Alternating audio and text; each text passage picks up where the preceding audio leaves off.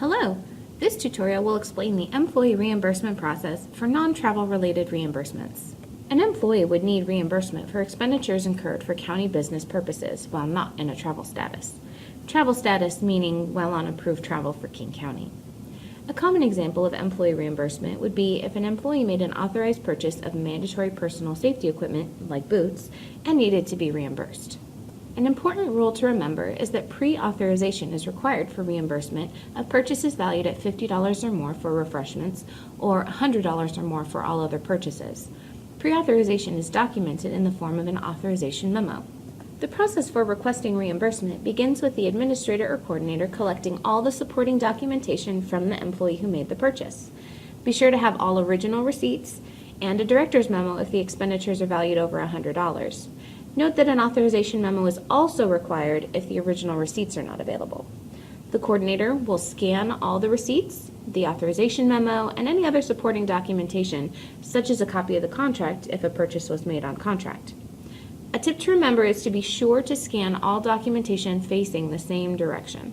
The administrator or coordinator is responsible for step 2, entering the expense report and receipts into Oracle. The system automatically notifies your iExpense approver to then review and approve the expense report.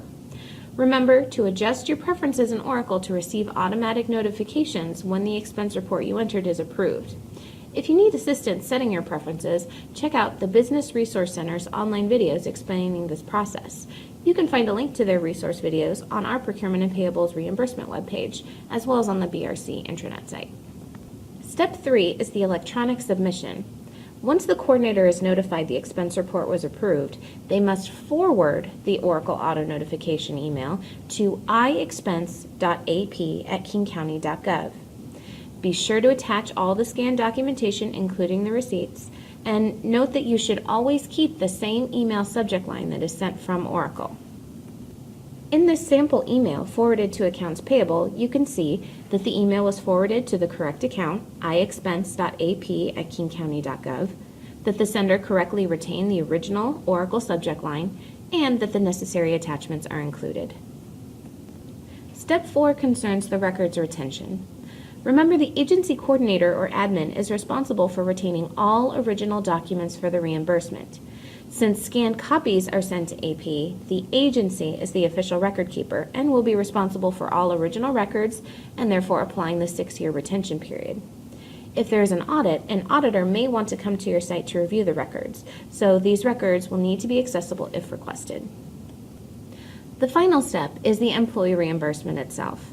Employees will receive their reimbursement check via the mail about 5 to 7 days after accounts payable receives the complete electronic submittal. Note that in-person pickup is not an option.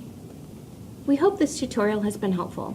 Remember, there are additional resources available on our website, including the BRC resource videos and user manual demonstrating how to submit and approve an Oracle expense report. Check out our website at www.kingcounty.gov/procurement.